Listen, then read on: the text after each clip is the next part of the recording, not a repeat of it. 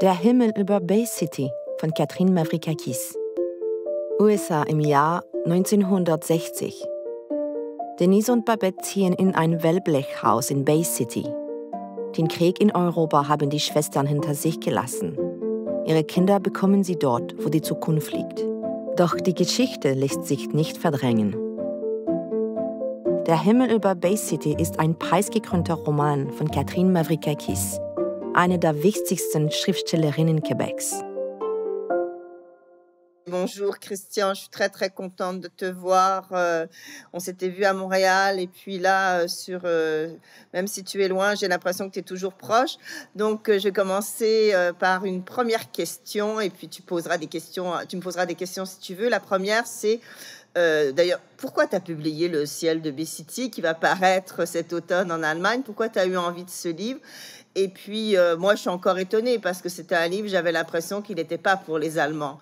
Là, c'est intéressant parce que je peux te redemander directement pourquoi tu as l'impression que ce livre-là, où il est souvent parlé d'Auschwitz et les traumata qui sont les résultats horribles dans une âme d'une narratrice qui est jeune, et pourquoi tu crois que ce n'est pas un livre pour l'Allemagne ou pour les Allemands?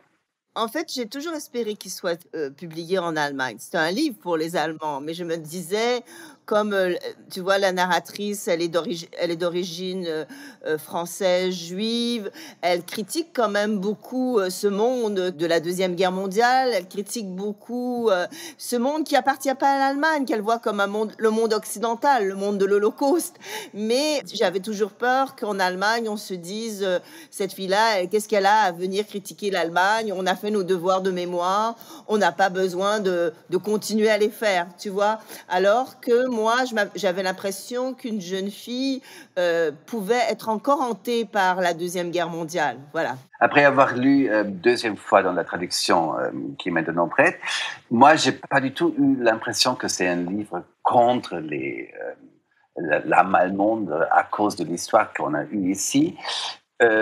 J'ai eu plutôt l'impression, wow, les images, ils sont vraiment fortes, ils sont durs, ils sont intenses. La sémantique des images normalement utilisées pour essayer de faire voir l'horreur d'Auschwitz, ce sont des photos blanc-noir qu'on connaît ici, les photos qui ont été prises par les Alliés au moment où on a vu l'horrible.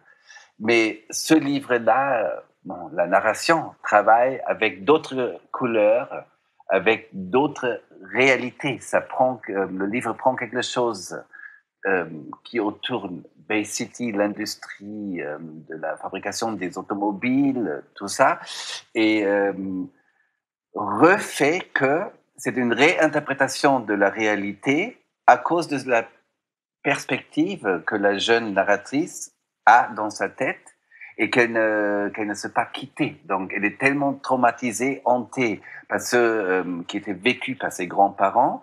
Donc, on ne sait jamais, est-ce que c'est quelque chose qu'elle rêve ou est-ce que c'est réel, qui est encore mélangé dans les mêmes images.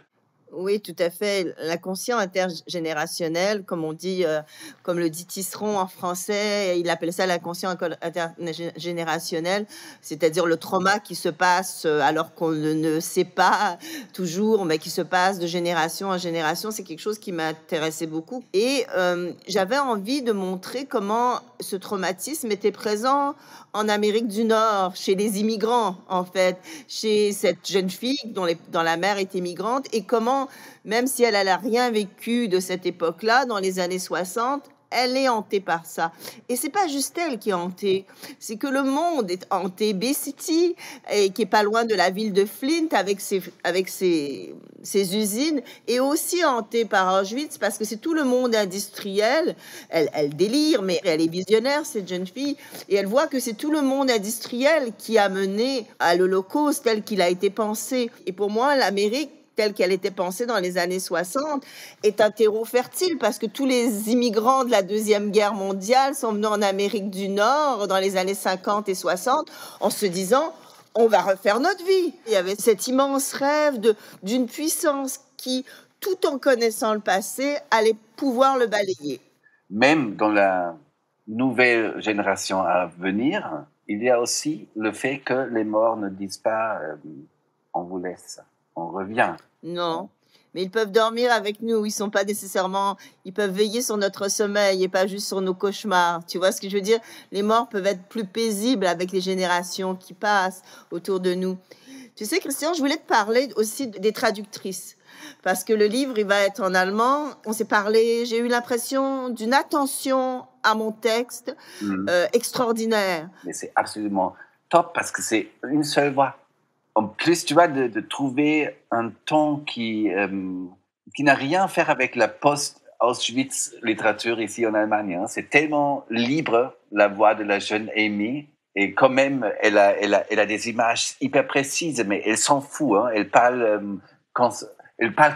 comme elle veut. Et de trouver une manière d'être tellement ouvert et ignorant un peu, tu vois, contre la sensibilité, est-ce qu'on peut utiliser ce mot-là ou ce mot-là? Il n'y a aucune autocensure chez elle, j'adore. Et les deux traductrices, ils ont très bien réalisé ça dans la traduction, oui. Donc c'est aussi la question, est-ce qu'on peut se souvenir sans avoir le poids de l'histoire sur ses épaules? En fait, pour moi, ce qui est toujours vrai, c'est les lieux et la mémoire. Alors, la mémoire, elle n'est pas seulement individuelle. Il y a la mémoire de gens qui m'ont parlé. Donc, tu vois ce que je veux dire? Je me suis servi à la fois d'un lieu et j'ai parlé de la mémoire de gens qui m'ont parlé, qui avaient envie de me raconter leur histoire. Oui, parce que je voulais dire encore, parce que pour moi, c'est très important le sujet de l'autofiction, parce que je trouve qu'il y a un discours sur la vérité de l'autofiction que je n'aime pas. Je trouve que dans la littérature, le terme de la vérité, c'est d'autres choses que ce qui était réellement le cas. Et donc, on ne se souvient jamais 100%.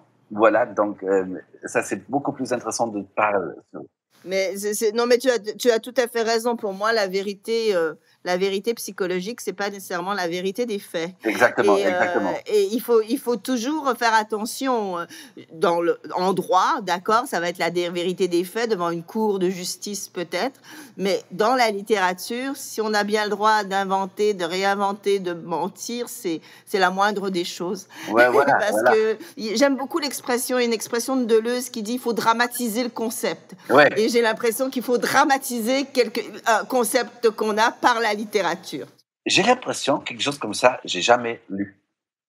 Tu vois, donc, et ça, c'est quelque chose que je veux donner aussi un goût peut-être pour les libraires de vraiment donner un œil sur ton livre pour voir, ok, ça aussi, c'est une manière littéraire de travailler sur le sujet, tu vois, de mémoire.